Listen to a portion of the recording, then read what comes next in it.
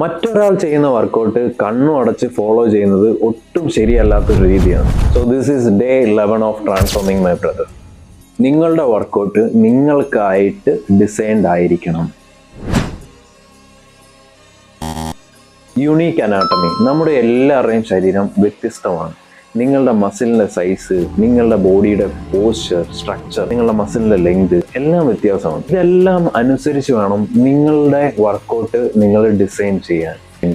Weak point നിങ്ങൾ train ചെയ്തിരിക്കണം. അതായത് നിങ്ങളുടെ ബോഡിയിലെ ഏത് മസിൽസ് ആണോ വീക്ക് അതിന് നിങ്ങൾ കൂടുതൽ ഫോക്കസ് കൊടുക്കാൻ ശ്രമിക്കണം. അത് ഓരോരുത്തരുടെ ശരീരത്തിലും വേറെ വേറെ മസിൽസ് ആയിരിക്കാം. അത് അവരുടെ ലൈഫ് സ്റ്റൈലിനെ അനുസരിച്ച് മാറിക്കൊണ്ടിരിക്കും. Injury prevention. നിങ്ങൾക്ക് പണ്ടുണ്ടായ എന്തെങ്കിലും ഇഞ്ചുറീസോ അല്ലെങ്കിൽ ജോയിൻസിനുള്ള ഇഷ്യൂസോ ഇതെല്ലാം പരിഗണിച്ചിട്ട് വേണം നിങ്ങളുടെ വർക്കൗട്ട് ഡിസൈൻ ചെയ്യാൻ. Recovery rate. നിങ്ങളുടെ ശരീരം വേറെ ഒരാളുടെ ശരീരം റിക്കവർ ചെയ്യുന്ന അത്രയും ഫാസ്റ്റായിട്ട് റിക്കവർ ചെയ്യണമെന്നില്ല. Long time consistency. നിങ്ങൾ വർക്കൗട്ട് നിങ്ങളുടെ ഒരു ലൈഫ് സ്റ്റൈലിൻ്റെ ഭാഗമാക്കേണ്ട കാര്യമാണ്. അതുകൊണ്ട് നിങ്ങൾ ഒരുപാട് സ്ട്രെസ് ചെയ്ത് ഫോഴ്സ്ഫുള്ളി പോയി ഇത് ചെയ്ത് കഴിഞ്ഞാൽ നിങ്ങൾക്ക് ഒരുപാട് നാൾ അത് കൺസിസ്റ്റന്റ് ആയിട്ട് ചെയ്യാൻ സാധിക്കില്ല. ഇതുപോലെ ഒരുപാട് കാരണങ്ങളുണ്ട് നിങ്ങൾക്ക് വേണ്ടി ഒരു വർക്കൗട്ട് ഡിസൈൻ ചെയ്യാൻ.